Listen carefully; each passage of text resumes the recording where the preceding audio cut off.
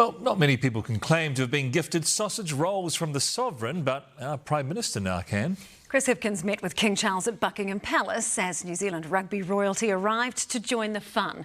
Europe correspondent Lisette Raymer reports. Ah, that's more like it. Coronation celebration back on track. A blur of fascinators in top hats and ladies hastily swapping jandals for heels. Last night's security scare at Buckingham Palace did nothing to dampen the joy of the King's garden party guests today. I thought the email was a scam, to be honest. Yeah, I don't think I've ever been so excited.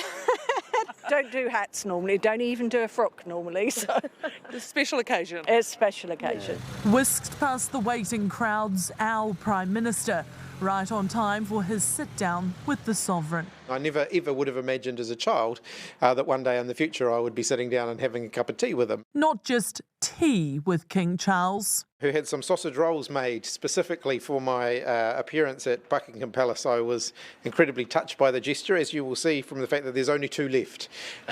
They were exceptionally good. A doggy bag of savoury delights to take home, along with the King's sympathies to those dealing with the devastation of Cyclone Gabrielle. And then that led into a broader conversation about climate change. While today was Chris Hipkins' first invite to the palace, Sir Richie McCaw struggles to recall how many he's had, although the coronation is promising to be a whole new experience. When I got the invite, it said morning suit, and I had to actually Google what that meant. What does it mean? Well, I don't know, I just asked, said I need a morning suit, and I got given one with his tails, I think. A supporter of the monarchy's ongoing role in New Zealand, McCaw grew up on stories from his grandfather, who fought for the last king during the World War. Now, his 4-year-old daughter is learning the new family connection to the royals. She thinks I'm going to see the king. I said it'll be from a distance. King Charles is the host with the most this week. His schedule is jam-packed. Even still, our Prime Minister has just spent an hour inside those golden gates.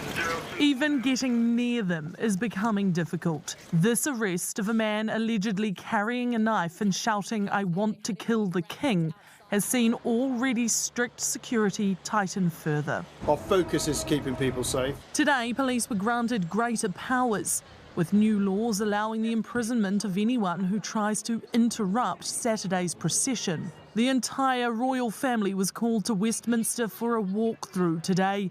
There's no she'll be right attitude when it comes to his big day.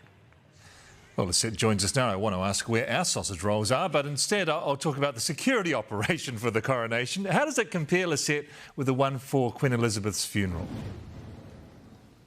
Yeah, it's hard to imagine, Mike, but it will actually be bigger and stricter. 29,000 police officers are involved in the coronation. They have been preparing for this day for months, with 100 heads of state here in London all at the same time. But as the Security Minister has rightfully pointed out, that means others have had months to prepare as well. So intelligence services have been working around the clock to monitor any potential threats. We know there will be demonstrations here on the procession route by anti-monarchy groups, but they have been warned by police that the tolerance level will be incredibly low and action will be swift.